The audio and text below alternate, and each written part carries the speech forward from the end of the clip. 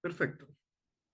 Eh, yo les voy a presentar las perspectivas climáticas para la temporada 2026-2027.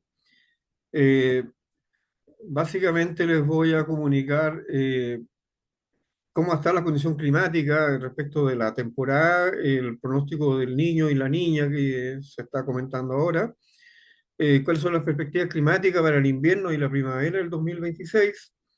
Eh, pero también les voy a hablar un poco de las condiciones climáticas que hubo durante este verano que transcurrió, que tiene que ver con la acumulación de reservas de las plantas y que esa acumulación de reservas tiene directa relación con el impacto de las condiciones climáticas del invierno, si hay más unidades de frío, cómo van a impactar en los frutales. También cómo fueron las condiciones del otoño, que es en el fondo la condición en la cual nosotros iniciamos el receso, y lo que llevamos en cuanto a acumulación de unidades de frío en esta temporada, en lo que llevamos hasta el 25 de mayo, que es el último dato que tengo acumulado.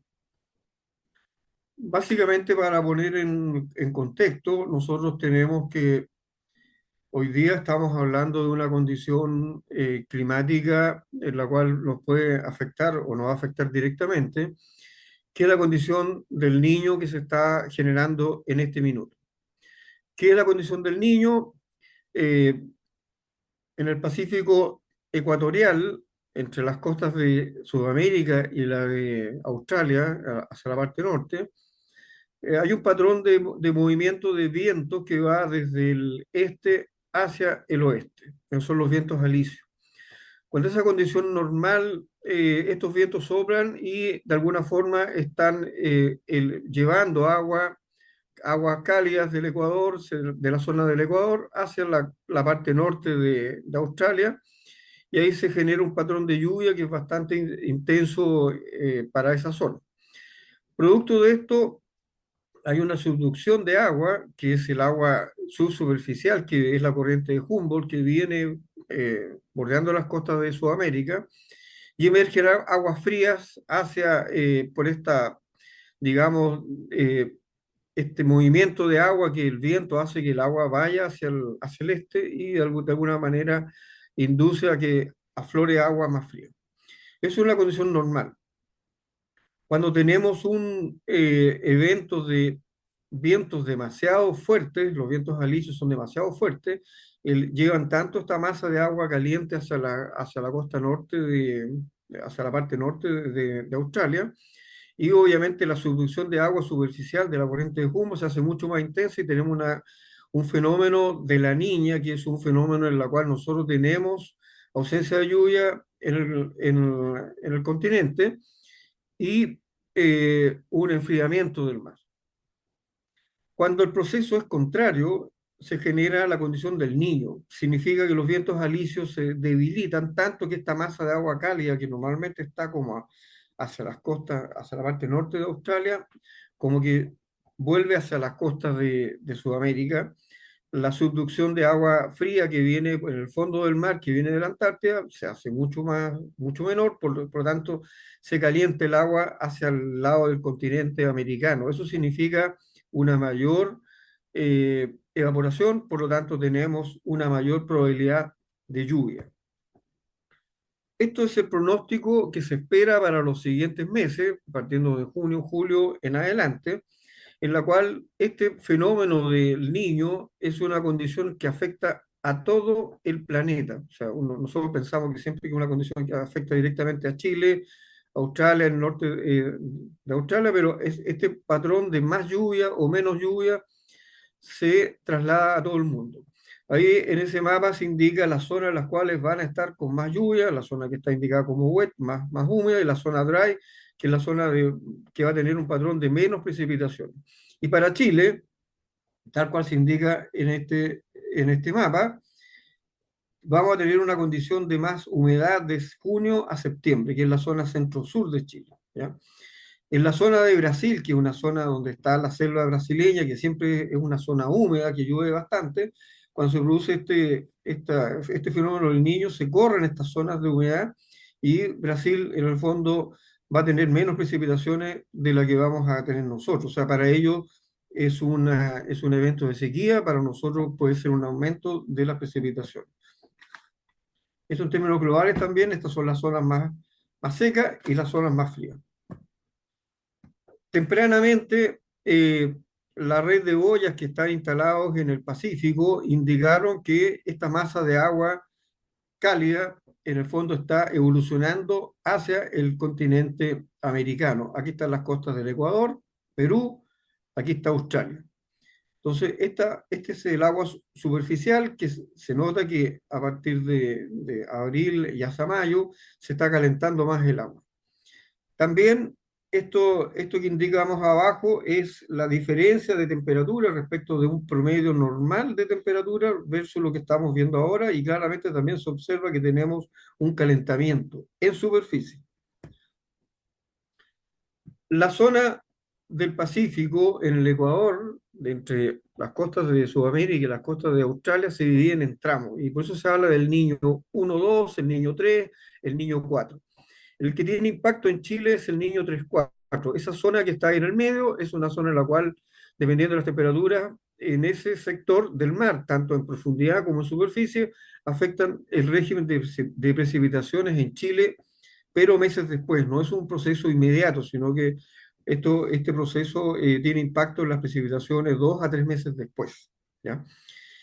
Hoy día tenemos que en la zona Niño 3-4 hay 0,5 grados más respecto a la temperatura que es normal para ese periodo. Y debajo de ese recuadro donde están los mapas de Chile, de Sudamérica y de Australia, está la escala de intensidad del Niño, que son las anomalías, qué tan cálido está sobre el promedio respecto de las zonas climáticas, de las zonas del Niño. Cuando las temperaturas están en promedio entre 0,5 a 0,9 grados más sobre lo normal, la media, estamos hablando de un niño débil. Si la diferencia es cero, estamos en una condición normal.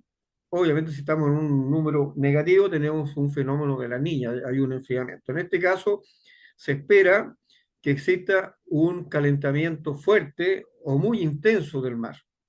Cuando es muy intenso, tenemos temperaturas que en promedio ya superan los 2 grados respecto a las temperaturas que son normales en ese periodo y en esa zona.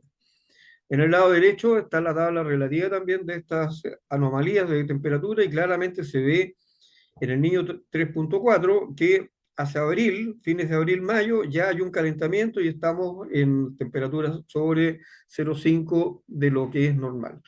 En la zona donde está con color azul y deprimida esa curva de temperaturas en el mar, es una zona en la cual el mar está más frío, por lo tanto la probabilidad de eventos de lluvia intensos hacia las costas de Sudamérica, especialmente Chile, es mucho más bajo. Ahora que está sobre cero ya y elevándose, significa que los eventos de lluvia van a ser mucho más intensos en las costas de Sudamérica. También en profundidad vemos que en el lado izquierdo superior está la temperatura sobre el promedio también de las temperaturas del mar en profundidad. Esto llega hasta 450 metros de profundidad. Por lo tanto, ahí claramente a través del Pacífico se ve que hay una masa de agua, tanto en superficie como en profundidad, que se ha ido trasladando hacia la derecha, que es donde están las costas de Sudamérica y el Ecuador. Por lo tanto, claramente estamos ante una fase de evento del Niño. ¿Ya? Esa fase de evento del Niño ha sido monitoreada desde hace mucho tiempo. Ahí tenemos, por ejemplo, esta masa de agua el 29 de marzo, el 13 de abril, el 28, el 13 de mayo, y la última que está más grande al lado izquierdo es el 18 de mayo, donde claramente esta masa de agua cálida en profundidad ya llegó a las costas de América, por lo tanto van a producir mucha más evaporación, por lo tanto la probabilidad de lluvias intensas aumenta. Como este calentamiento tiene efecto directo en la zona centro-sur de Chile, pero meses después, nosotros esperaríamos, esto lo tenemos 18 de mayo, ¿cierto? 18 de junio, 18 de julio, 18 de agosto, un aumento importante de las precipitaciones. Si este aumento de la temperatura del mar 3 meses antes coincide con, por ejemplo, con diciembre, 3 meses antes sería septiembre, ya la probabilidad de lluvia en diciembre va a ser un poco más alta, pero con montos mucho más moderados, porque en diciembre puede tener lluvias promedio de 2 milímetros, que aumentan al doble, son 4 milímetros. Pero junio, julio, que tiene montos de precipitaciones de 130, 150 milímetros en la zona de Curicó, que aumenten al doble, son 300 milímetros. O sea, estamos hablando de un impacto muy grande. Y este impacto del niño eh, comienza a partir de ahora, de junio, hacia la primavera. Por lo tanto, vamos a tener una mitad de invierno, un invierno con mucha lluvia y una salida de invierno y primavera con mucha lluvia. Por lo tanto, eso puede impactar también en los frutales. Estos son el- las temperaturas, las anomalías, lo que está sobre lo normal o bajo lo normal que hemos estado comentando antes, desde el año 50 a la fecha. Y ahí se indica con la flecha cuáles han sido estos calentamientos muy grandes del mar y qué ha significado fenómeno del Niño intenso en Chile. Está indicado claramente el año 97, que fue el evento del Niño más grande que se ha registrado hasta ahora, en lo cual claramente la temperatura del mar en esta zona del Niño 3-4 llegó a más de 2 grados sobre la media, o sea, un niño muy intenso. Posteriormente hubo una sequía, el año 98 ahí las temperaturas se enfriaron, ya han habido algunos picos de temperatura que han traído algo más de precipitaciones en Chile.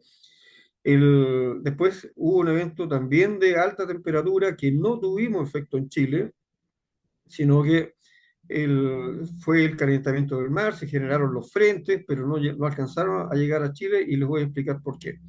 Y el último que tuvimos fue el año 2023, que efectivamente nos llegaron precipitaciones más intensas, y, pero fueron tardías. Las grandes lluvias fueron julio, agosto del año 2023, que tuvimos muchos inconvenientes en la producción de fruta.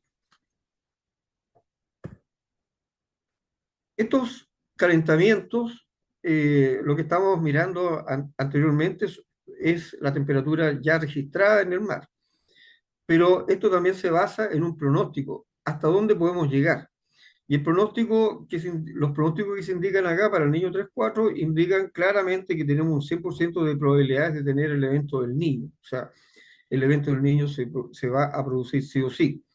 Y en el lado derecho superior está la curva de temperatura estimada, donde también se ve de que hay un pronóstico de que la temperatura puede llegar hasta 2 grados sobre el promedio. Por lo tanto, estamos hablando de un niño muy grande, muy intenso.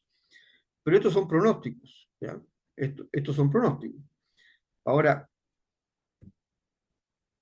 ¿qué ha pasado en Chile?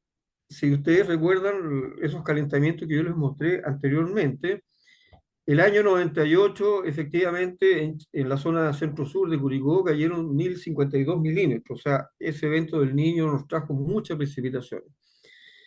Años posteriores hubo unos eventos del Niño un poco más bajos, pero que trajeron precipitaciones a Chile, pero el año 2000, les mostraba anteriormente, o el año 2015, 16, por ahí, hubo un calentamiento muy fuerte del mar, o sea, un fenómeno del Niño, pero que no se manifestó en precipitaciones en Chile. Si ustedes se fijan en este gráfico, tenemos que déficit de precipitaciones marcado desde el año 2007 a la fecha, excepto el 2023, que fue el año que tuvimos lluvia de 700 milímetros, 740 milímetros. Y también hay que considerar que el año normal que teníamos hasta el año 2016 para la zona de Curicó eran 701,9 milímetros. El año normal que se usa hoy día, porque este es un promedio móvil, llega a los 595,9 milímetros. Y aún así, bajando estos años normales, igual seguimos teniendo déficit de precipitaciones. Entonces, un fenómeno del Niño intenso no es en un 100% garantía de que nosotros tengamos esas lluvias desastrosas en el litoral, en la zona centro-sur. ¿Por qué? Porque frente a las costas de Chile hay un anticiclón, que el anticiclón es una masa de aire frío que se concentra ahí y evita que los frentes pasen hacia la zona centro-sur, que es la zona que nos interesa, y generalmente se desvían hacia la zona sur. Ahí está marcado ese punto en la zona de Curicó, donde claramente se nota hay un patrón de nubes que viene avanzando acá y el centro de alta presión, que es esto, en el fondo es como una cuña que evita que lleguen a esta zona y se han producido muchos frentes de lluvia en mayo, que no ha llegado prácticamente ninguno a la zona centro-sur, han ido todos hacia el sur. Esto es un centro de alta presión y este es un centro de baja presión. Cuando estos centros de alta presión se debilitan o se mueven más al norte, estos centros pasan directamente por esta zona y nos traen las precipitaciones a la zona centro-sur. Quiero decir que el calentamiento del mar efectivamente produce esta mayor evaporación, mayor formación de nubes y de lluvia, pero no necesariamente todas van a llegar al continente porque depende mucho de este centro de alta presión, que ha estado evitando que estos centros de alta presión, porque el mar ya está con temperaturas más altas, lleguen a la zona centro-sur. ¿Qué ha pasado con las precipitaciones en la zona de Curicó del año 20 a la fecha? Hemos tenido históricamente periodos en los cuales han habido periodos de sequía y periodos de mucha precipitación, pero estamos pasando por un ciclo de bajas precipitaciones en los últimos años, a pesar que han habido eventos del Niño, no necesariamente eso se traduce en precipitaciones. Estos promedios de precipitaciones por década, los promedios anuales en la década del año 50, que llovían en la zona alrededor de 750 milímetros, en la década del 60, 650, en la década del 70 fue muy lluvioso, 800 milímetros, pero en la década del 2010 bajamos a menos de 500 milímetros. Y lo que llevamos ahora, que es la mitad de la década de los 20, de los años 20, del 2020 al 2025, también estamos en un promedio más o menos similar de menos de 500 milímetros. O sea, el régimen de precipitaciones ha ido disminuyendo, aun cuando los eventos de calentamiento del océano han sido cíclicos, pero no necesariamente llegan acá. ¿Qué pasa cuando tenemos precipitaciones? En el gráfico de la derecha está el año 2023, en el cual nosotros tenemos estos eventos de lluvia que no están los más grandes, porque los más grandes fueron en agosto también, pero si ustedes se fijan, ese año hubo un patrón de precipitaciones, pero influyó negativamente en la acumulación de frío. O sea, años de eventos del Niño, si bien a veces no llega tanta lluvia, pero sí tenemos una disminución de las horas frío, de las unidades de frío, ¿ya? Y eso es un tema que hay que considerar, sobre todo en la compensación del frío que nos pueda faltar, si es que eh, este año nos falta. Ahora, nosotros partimos esta temporada con una buena acumulación de frío ahora en mayo, bastante buena, han estado helados los días, pero a la medida que avanza hacia el invierno, van a llegar los efectos más potentes de este niño y las temperaturas van a terminar subiendo un poco y eso nos va a limitar la acumulación de frío. En el gráfico de la derecha tenemos el año 2024, que partimos con una muy buena acumulación de frío temprana, muy buena, pero después tuvimos un régimen de lluvia bastante intenso y ustedes se fijan la curva como que se aplanó en ese periodo del 5 de junio hacia el 25 de junio. ¿Por qué? Porque tuvimos esta lluvia y la lluvia, en el fondo, la temperatura sube, por tanto hay menos acumulación de frío. Pero también la lluvia ayuda a suplir en parte el frío. El gráfico de la izquierda es el 2025, en el cual nosotros tuvimos una acumulación tardía de frío, partimos muy tarde en mayo, pero después del 25 de mayo fue una acumulación bastante intensa y terminamos con un número bastante bueno. Este año estamos en una situación similar al año pasado, a la misma fecha, pero no sabemos si esta acumulación va a seguir a esa tasa porque vienen estas precipitaciones y probablemente ya las temperaturas mínimas bajen y eso significa menos acumulación de frío. Ahora nos vamos y nos devolvemos hacia el verano. ¿Por qué el verano? Porque el verano es muy importante porque ocurren un montón de eventos en el desarrollo de la yema floral y en la acumulación de carbohidratos que son las reservas, ¿ya? En el verano ocurren eventos de estrés que se ocurren con temperaturas sobre 10 grados Celsius, es una fórmula, ¿cierto? Pero se gatilla con humedad relativa menor a un 75%. ¿Qué significa esto? Significa que las plantas, cuando tenemos una temporada de alto estrés, las plantas en el fondo cierran su estómago, no tienen una buena actividad fotosintética, por lo tanto la acumulación de carbohidratos y de reserva es baja. Un año de bajo estrés, como fue este verano, tuvimos una baja acumulación de estrés, por lo tanto, en teoría nosotros deberíamos tener mejores reservas para pasar este invierno. ¿Por qué es importante la reserva? Porque una yema con buena reserva, con menos frío, brota bien. Una yema con buena reserva, en invierno tiene un buen desarrollo la planta, porque hay que considerar lo siguiente. Cuando yo tengo inviernos fríos, la planta respira muy poco, porque está muy frío, por lo tanto la planta gasta muy poco carbohidrato. Uno cree que la planta no tiene ninguna actividad durante el invierno, no, la planta sigue activa, de hecho las yemas florales se siguen desarrollando durante el invierno. ¿A costa de qué? De la reserva. Pero si está muy baja la temperatura, esa reserva se gasta en la formación de la yema floral, ¿cierto? A una tasa más baja, pero se gasta. Pero si tengo temperaturas altas en invierno, la planta respira y la planta respira más. Por lo tanto, si la planta respira más, gasta más carbohidratos de reserva. Entonces, si yo no llego con una buena reserva o un invierno cálido, el resultado en rotación es mal. Si tengo una muy buena reserva y el invierno es cálido y la planta gasta algo más de reserva, como tengo una buena acumulación, el efecto no es tan negativo. Este es el índice de estrés desde el 1 de octubre al 30 de abril para una zona centro-sur, en la cual el promedio son 163.000 unidades de estrés, y este año tuvimos alrededor de 126.000, más o menos por ahí fue. Por lo tanto, tuvimos un estrés bastante bajo, ¿ya? Respecto de otros años. Hay que recordar que en la temporada 2019-20 tuvimos 220.000 unidades de estrés, que es bastante alto, y la 22-23 también, ¿ya? Piensen en la temporada 22-23 que aparecieron esas flores que no se desarrollaron bien, esos primordios, esos árboles que se vieron afectados, floraciones muy malas, que tuvimos un verano de mucho estrés, por lo tanto la acumulación de reservas fue muy baja, y más encima tuvimos esta lluvia, poco frío de invierno, se dieron todas las condiciones para que la brotación y la floración no fuese la más adecuada. Ahí están indicados los años de alto estrés. Y esta es la tabla con la cantidad de unidades de estrés que se acumularon en esos periodos, y esta última temporada fueron 126.000 unidades de estrés, cuando el promedio de la zona son 163.000. Por lo tanto, estamos bajo el promedio, tuvimos un verano de bajo estrés, por lo tanto, teóricamente deberíamos tener mejores reservas para enfrentar este invierno de menos frío.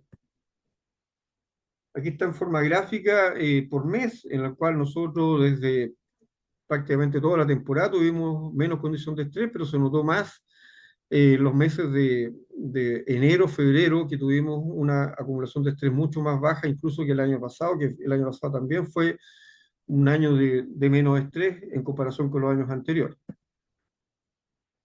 Como les comentaba, las reservas se generan en post cosecha, pero se afectan por el estrés de verano, porque la planta con temperaturas muy altas y mucho estrés no trabaja en forma adecuada. Una yema frutal con buena acumulación de almidón, obviamente tiene una mejor calidad de fruta, y además necesita menos frío para romper receso.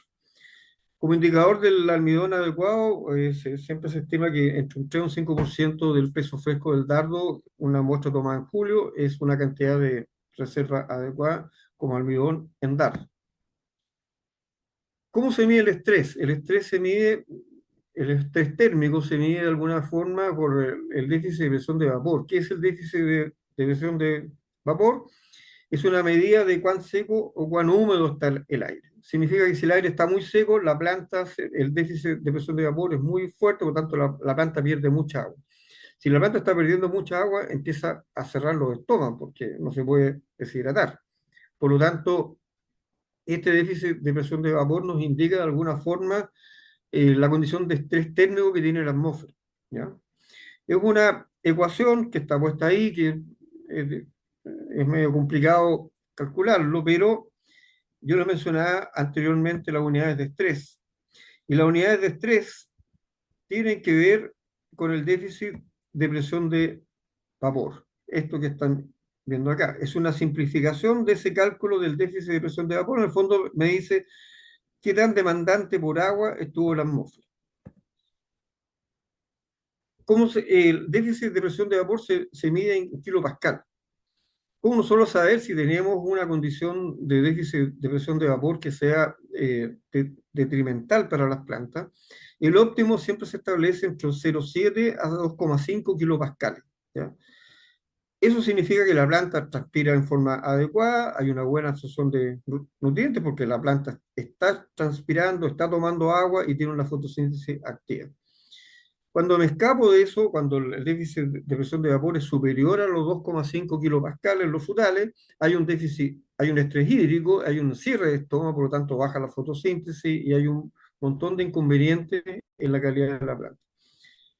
Pero si tengo un déficit de presión de vapor muy bajo, menor a 0,7 kilopascal, la planta no transpira, por lo tanto es una planta que tiene un desarrollo limitado también. Esta condición se da probablemente en algún periodo muy tarde en el sur de Chile y en la zona de los trópicos se da con cierta frecuencia.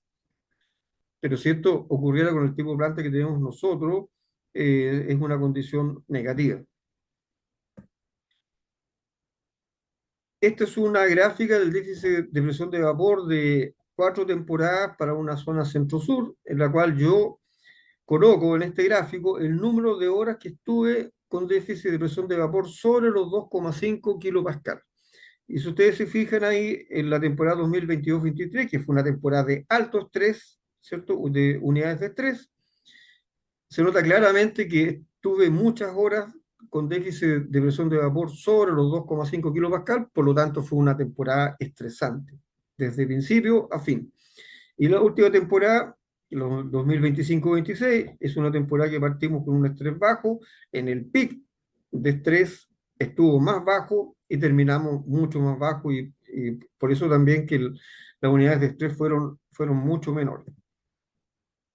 Si yo mido ahora el déficit de presión de vapor sobre 3,5 kilopascal, que es un extremo de eficiencia de humedad en el aire, también esa temporada tuvo un desempeño bastante negativo, sobre todo los meses de enero, febrero, que fueron los meses en los cuales se afecta mucho la formación de reserva y el desarrollo de las flores. Por eso que tuvimos tantos problemas esa temporada, sumado a ese invierno cálido y con exceso de precipitaciones. Esto es para que se entienda un poco la comparación. La unidad de estrés en el fondo es una simplificación del déficit de presión de vapor. Ahí está graficado en el lado izquierdo las horas de déficit de presión de vapor del año de la temporada 2022-23, el gráfico que les mostraba antes, y en el lado derecho están las unidades de estrés de ese año, cómo se comportaron en los distintos meses, que fue un año de mucho estrés. Si ustedes se fijan, la forma del, la cantidad de unidades de estrés y la cantidad de horas de déficit de presión de vapor sobre 2,5 kilopascal son bastante similares. Por lo tanto, la unidad de estrés refleja claramente el déficit de presión de vapor. Este es un año que tuvimos la última temporada, 2025-26, tuvimos un déficit de presión de vapor bastante bajo durante toda la temporada. Si ustedes se fijan, las unidades de estrés también fueron bajas. Por lo tanto, la unidad de estrés, que es fácil de calcular, es un buen indicador del estrés térmico que tiene la planta durante el proceso de desarrollo. Aquí están las 4 curvas para el déficit de presión y al lado derecho están las 4 gráficos de barra de las unidades de estrés y ustedes se fijan son bastante similares. Eso fue lo que pasó en el verano, por lo tanto, antecedentes del verano último tenemos que, en teoría, deberíamos tener buenas reservas. O sea, tuvimos poco estrés, por lo tanto, las plantas llegaron en buena condición.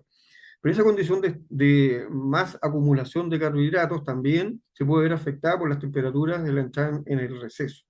Si tengo temperaturas muy altas y la entrada en receso muy lenta, la planta sigue consumiendo carbohidratos que ya generó en el verano y se lo está comiendo antes. Entonces, esos carbohidratos no pasan a reserva una parte importante.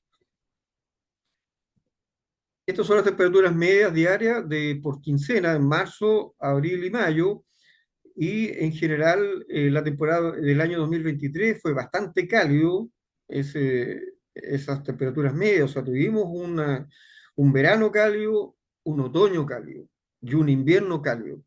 Este año estamos con una condición intermedia, no tan frío como el 2024, pero sí estamos en una condición intermedia, principalmente donde más nos interesa los meses de marzo y abril, que eh, esa menor temperatura hizo que la entrada en receso fuera un poco más natural, ¿ya? Nosotros queremos llegar a una condición de tener 50% de hoja en el suelo, empezando mayo, para que la planta pueda empezar a acumular frío. Esta es la condición ideal. Este año tuvimos esa condición en cerezo de caída de hoja temprano, estamos hablando de 15 a 20 de abril, partieron algunos huertos con algunas aplicaciones de molibdeno, de urea foliar a baja concentración para ir madurando la hoja y no llegar a tener que aplicar sulfato de zinc con urea para quemar la hoja y que se caiga muy rápido. Y la foto que está abajo, eso ya estábamos llegando a fines de abril, en muchos huertos llegamos así, a fines de abril en los cerezos. Por lo tanto, estas horas fríos que han habido ahora, que han sido bastante buenas en este periodo, durante mayo, se fueron aprovechadas por las plantas, porque ya tenían más de un 50% de hoja en el suelo. Para entrar en el receso invernal, ¿qué factores influyen? Obviamente la variedad, hay variedades que tienen más requerimiento de frío que otros, la caída de hoja, como estamos comentando, o sea, con un 50% de hoja en el suelo, yo puedo ahí recién empezar a acumular. El otoño, ¿cómo se comporta? Este año tuvimos un otoño una entrada en otoño relativamente fría. El tipo de yema, que lo hemos comentado anteriormente, la yema vegetativa, la que da en la hoja, necesita más frío que la yema floral. Por lo tanto, un año de poco frío de invierno significa que la yema floral va a empezar a abrir antes y después la yema vegetativa, la que genera la hoja. Por lo tanto, esa flor que está abriendo, que está cuajando, mientras no tenga una cantidad de hojas suficientemente grande que esté haciendo fotosíntesis, todo lo que hace la planta para esas flores o para esos frutos van a cuenta de las reservas. Por eso que la reserva es muy importante. Entonces, si nosotros tenemos un año de mucho frío de invierno, las hojas, aparece mucha hoja temprano junto con las flores. Pero si tenemos poco frío de invierno, primero aparecen las flores y después las hojas, que puede ser la situación de ahora, a pesar que llevamos hasta ahora, hasta el 25 de mayo, una situación de acumulación de frío similar al año pasado, pero los pronósticos dicen que las temperaturas van a empezar a subir, por lo tanto debería haber menos horas frío, por lo tanto vamos a tener un invierno de menos frío y obviamente la planta respira más y mientras más reserva tiene, es capaz de pasar en mejor condición este estado. Las lluvias, de alguna forma, también nos ayudan a suplir, a pesar que las lluvias generan, cuando cae una lluvia, la temperatura sube, pero la lluvia ayuda a lisiar algunos inhibidores que tienen las yemas y además la baja temperatura, la lluvia hace que baje la temperatura de la yema, ¿verdad? La enfría de alguna forma. Entonces, de alguna manera ayuda a eso. Y eh, como les comentaba, como resumen, las reservas. O sea, con baja acumulación de reservas requiere más frío para poder brotar en forma adecuada. Esto es un gráfico en el cual yo tengo la acumulación de horas frío en la zona de Curicó, donde está la última temporada. Si ustedes se fijan, la última temporada se ve bastante normal, dentro de rangos normales, superior incluso al 2023. Eh, Incluso un poco más alta que el año pasado, a esta misma fecha, porque la acumulación de frío el año pasado partió muy tarde, de hecho mayo prácticamente no tuvimos nada de frío, excepto a partir del 25 de mayo, 27 de mayo, empezó la acumulación de frío, o sea, partió tarde, por lo tanto, hasta a esta fecha tenemos más frío que el año pasado. En cuanto a las unidades de Richardson, está dentro de los promedios, las unidades de Richardson se mueven poco, excepto los años de mucha temperatura, como el 2023, que la unidad de Richardson incluso estuvo más baja que los años anteriores. Y las porciones de frío que están hechas para zonas en las cuales hay poca acumulación de frío, si ustedes se fijan en este gráfico, el 2023, en el periodo del 20 al 25 de junio, la acumulación de porciones de frío fue cero. O sea, no se acumuló ni siquiera porciones de frío, las temperaturas fueron muy altas en ese periodo con esa lluvia. Resumiendo un poco la condición del invierno y de inicio de temporada, partiendo en el verano, en la post cosecha, el 2023, como les comentaba, tuvimos una baja reserva, baja acumulación de unidades de frío, o sea, tuvimos un invierno cálido, por lo tanto la floración fue larga, irregular, hubo baja sincronía de floración entre variedades, flores de mala calidad y un desarrollo foliar tardío.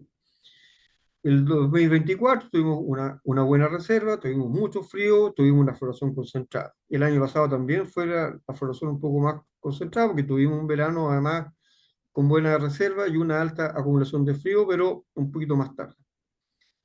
Y este año tenemos en teoría una buena reserva y la acumulación de unidades de frío no sabemos porque estamos recién partiendo. No hay que olvidarse que hay una curva, esta curva es muy importante en los frutales de hoja caduca y dice lo siguiente: si yo tengo una óptima acumulación de frío, ¿cierto? Necesito muy poco calor para completar el receso. Al revés, si tengo un frío muy bajo, necesito una acumulación de calor muy alta posteriormente. Por lo tanto, si este invierno tengo baja acumulación de frío, tengo que de alguna forma eh, complementar ese frío. Estamos hablando de las aplicaciones, por ejemplo, de ceramía, ¿ya? Porque después depende, el calor depende de la condición de la primavera. No sabemos cómo viene la primavera, si viene fría, si viene cálida, no sabemos. Si tuviésemos una acumulación de frío baja en invierno y viene una primavera cálida, no hay ningún problema, funciona bien. Pero si tengo poco frío de invierno y una primavera fresca, eso es lo peor, porque no tengo calor, que necesito más calor cuando tengo menos frío de invierno. Y aquí un poco les grafico qué pasa con los días grados, que es la acumulación de calor después que yo completo el receso. Esto está desde el 1 de agosto hasta el 26 de diciembre. Y aquí en este gráfico, que son 3 temporadas seguidas, están las curvas que son las típicas curvas que ocurren con la acumulación de calor, que es más o menos la fecha de tipo 18 de septiembre hasta fines de septiembre. Hay años que nosotros partimos muy cálido, como el 2023, que fue el año, ¿cierto? Cálido, invierno cálido, verano cálido, otoño cálido, invierno cálido, pero fíjense que en la primavera, que partimos cálido, después del 18 de septiembre, fines de septiembre, se enfrió. Entonces fue el peor año porque tuvimos un inicio cálido, pero no alcanzamos a acumular las unidades de calor necesarias para tener una buena rotación. El 2024 tuvimos un inicio, digamos, frío, muy frío, porque fue un invierno de mucha acumulación de frío. Tuvimos una salida de invierno fría, pero si ustedes se fijan, después hubo una acumulación de calor consistente. Entonces, finalmente completamos el ciclo de buena forma, sí. Y esta última temporada tuvimos una salida de invierno cálida y una primavera posterior cálida también. O sea, tuvimos una muy buena acumulación de calor. ¿Qué significa eso? Significa que el frío de invierno estuvo relativamente bien y más encima tuvimos un muy buen calor, por lo tanto, volviendo a la curva que les indicaba antes, tuvimos buen frío y mucho calor, significa que tuvimos la condición óptima. ¿En qué se tradujo eso? Las cosechas. ¿Cómo fueron las cosechas? Tempranas. O sea, nosotros logramos sacar cosechas tempranas porque la acumulación de calor fue consistente desde el principio. Incluso desde mediados de agosto ya teníamos una acumulación térmica más alta que otros años y se mantuvo. No se vio este patrón del cual después de septiembre se enfría o que después de septiembre aumenta la temperatura. Aquí fue desde inicio a fin. Por eso que las cosechas fueron anticipadas. Cerezo, kiwi, manzano, pera, en todas las especies.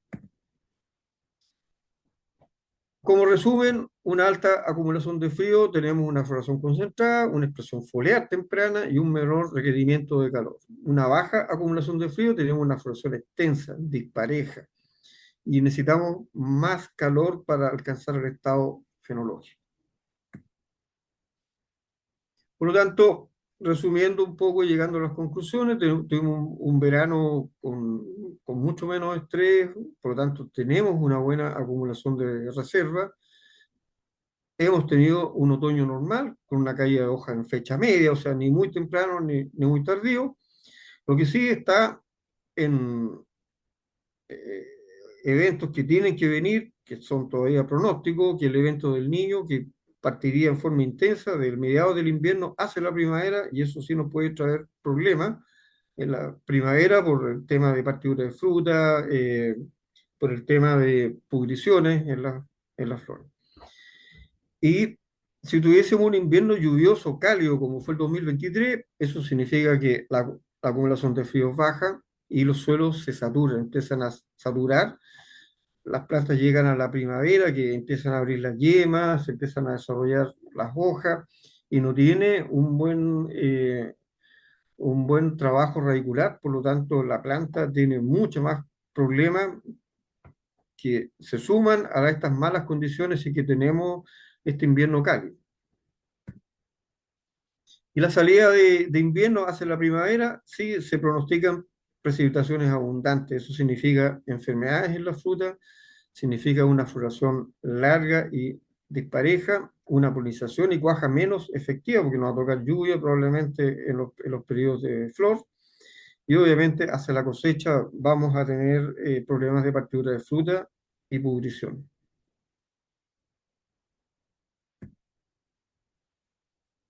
Eso es el panorama. Resumiendo un poco la condición del año, se espera un evento del niño de intensidad fuerte, eh, 100% garantías de que eso se transforme realmente en lluvia en la zona centro-sur. No se puede asegurar porque ya ha ocurrido otros años, pero sí va a haber un patrón de lluvia un poco más intenso, a lo menos que un año normal. Por lo tanto, las precauciones son invierno, que hay menos acumulación de frío, suplir ese frío con ceramida, el uso de homogeneizadores de flotación que nos ayudan al desarrollo foliar y también estar preparado para estos eventos de lluvia en primavera que nos afecten las flores y las frutas. Eso sería. Muchas gracias por la atención.